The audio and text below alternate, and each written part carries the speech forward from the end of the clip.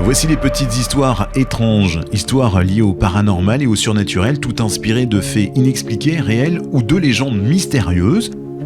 Pensez à vous abonner à la chaîne Paranorfix pour être prévenu à la sortie de nouveaux podcasts et récits. C'est parti avec deux petites histoires étranges, le miroir de l'arrière-boutique et la disparition de la route des 123. Première histoire, le miroir de l'arrière-boutique à La Rochelle. Et j'ai toujours aimé chiner, retrouver l'histoire derrière les objets, mais ce miroir, je n'aurais jamais dû le ramener.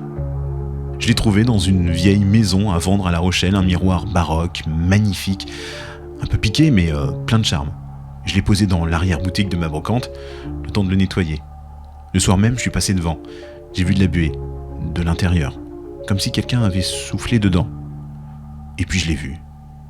Elle, une femme, immobile, en robe ancienne, les mains posées contre le verre. Elle pleurait. Son regard ne bougeait pas et pourtant je savais qu'elle me voyait. J'ai reculé, j'ai secoué la tête, le miroir était vide, j'ai pensé à la fatigue.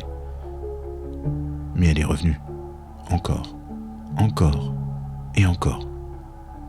Toujours à la tombée de la nuit, toujours silencieuse, toujours triste. Un jour, j'ai décidé de le retourner, de l'ouvrir, juste pour comprendre. Et là, gravé dans le bois, à peine lisible, quelques mots. Je suis toujours là. Depuis, je l'ai couvert. Mais parfois, la couverture glisse toute seule.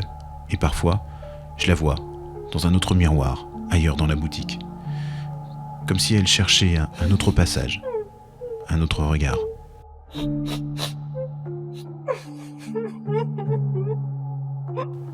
Pour la deuxième petite histoire inspirée de faits réels, on part sur la route départementale 123, on reste en Charente-Maritime.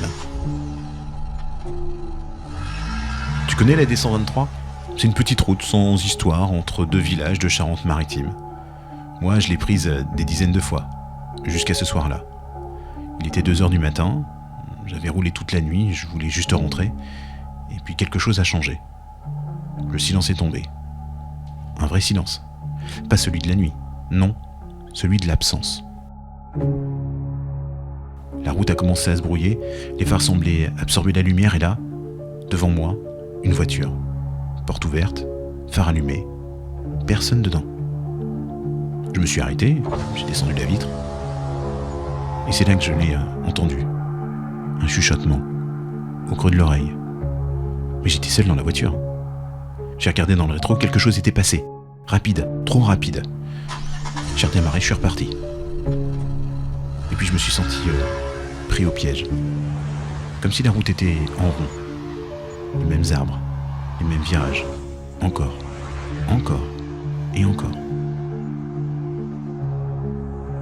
Et puis d'un coup, j'étais à la sortie du village.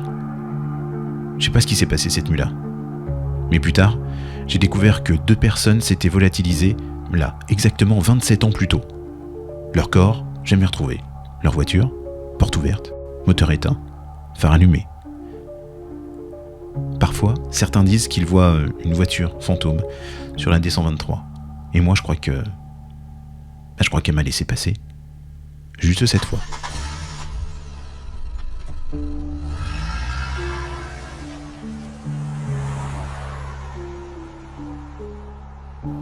D'autres histoires étranges, d'autres podcasts et récits liés au paranormal et au surnaturel, des faits inexpliqués réels, des légendes mystérieuses, des récits ou histoires fictives sont dispos sur la chaîne Paranorfix. Pensez à liker, vous abonner pour être prévenu de la sortie de nouveaux podcasts et récits.